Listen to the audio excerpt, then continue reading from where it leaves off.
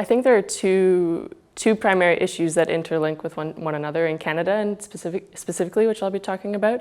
And the first is that of the farm income crisis, which is where the system is set up where the cost of food does not support the cost of production. So farmers find it very hard to maintain a sustainable livelihood, and in fact, 85% of family farmers actually have to seek off-farm income.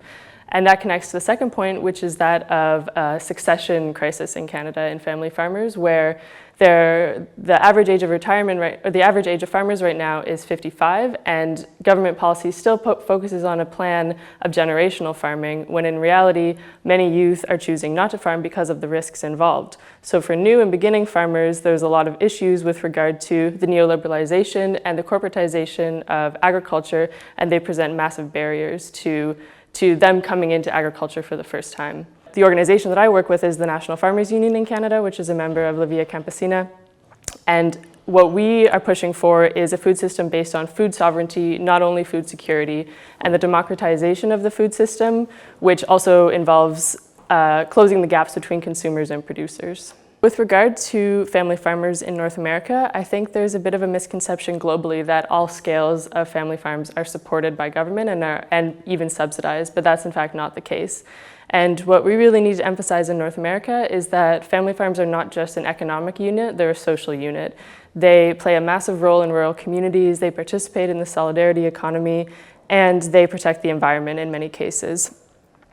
So with regard to what we need to focus on during this decade, we need to acknowledge that our realities are very different across the region, but at the center, the key focus must be on migrant worker rights and on Indigenous food sovereignty based on self-determination.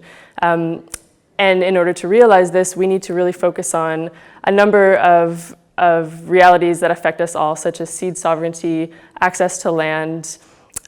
We need to work more on the pressure of the corporatization of agriculture, and we need to push these into the pillars of the decade on family farming.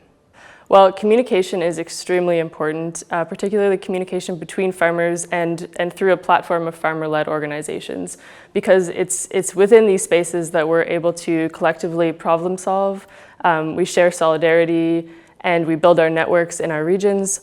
And in reality, for the decade, I think we really need to prioritize the support for this type of platform building, particularly for youth, so they have the ability to share agroecological knowledge.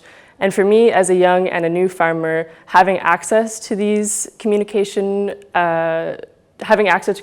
through farmer-led platforms is extremely important, because that's where I am connected to the larger struggles, to the global struggles, the regional struggles, and that's really what helps push me forward and keep doing the work that I'm doing. So youth communication definitely needs to be prioritized, and also just general support for these farmer-led organizations to continue with the important work that they're doing.